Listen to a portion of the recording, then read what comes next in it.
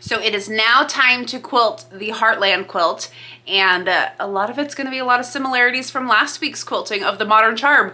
I want it to be its own quilt, so it's going to have its own quilting pattern, but it is going to have the same thread color, which was that cotton candy color.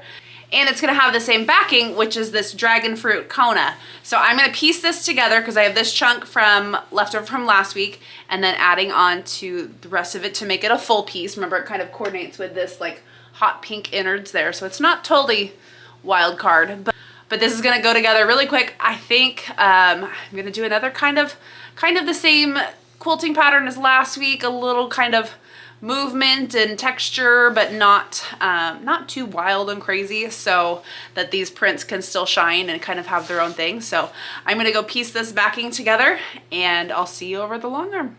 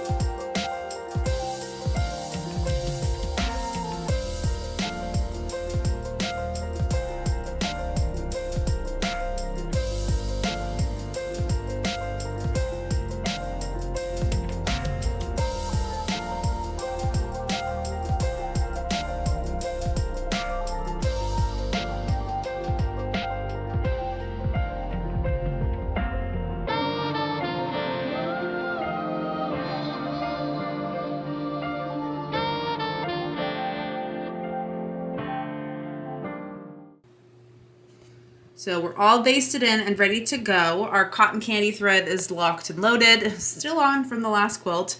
And so I didn't have to wind any bobbins or anything. And so for the design this time, I'm gonna go with one of my favorites for kind of all over meander, and that's this Maureen's Curls and Swirls. I don't think I've used that on a 3-yard quilt just yet, but I think with this like focal print, I think it's gonna look really good on there. So I'm gonna get this all set up and ready to stitch out.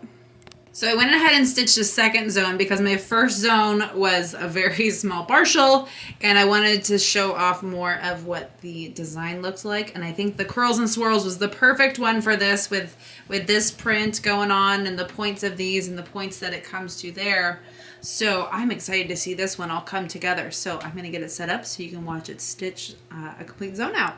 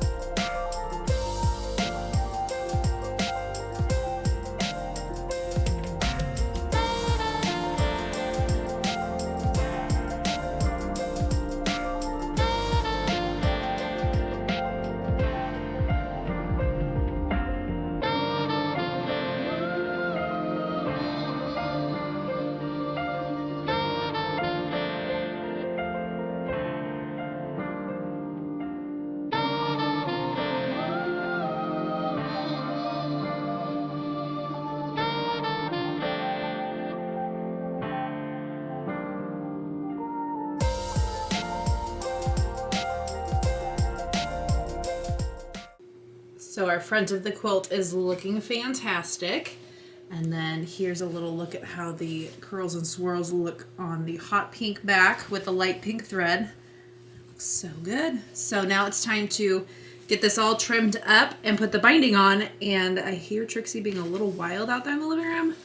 So it's anyone's guess how this trim up is going to go.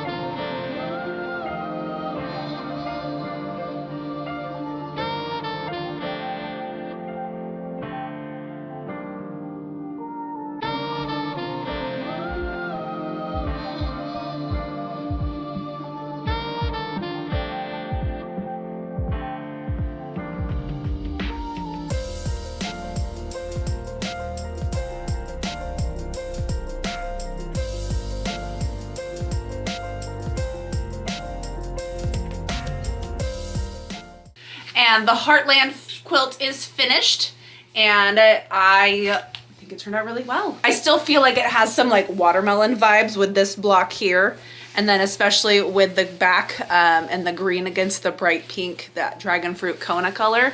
And so I am quite pleased with how this turns out. I don't know which one of these two quilts I think is my favorite, so I'm excited to see what your favorites are, but let's talk about this one first. The Curls and Swirls quilting just went really well with this. It didn't overpower or overwhelm anything, which is what I like my quilting to do. I like my piecing to kind of be the focal, and then the quilting to just kind of add to it and kind of give it a second element.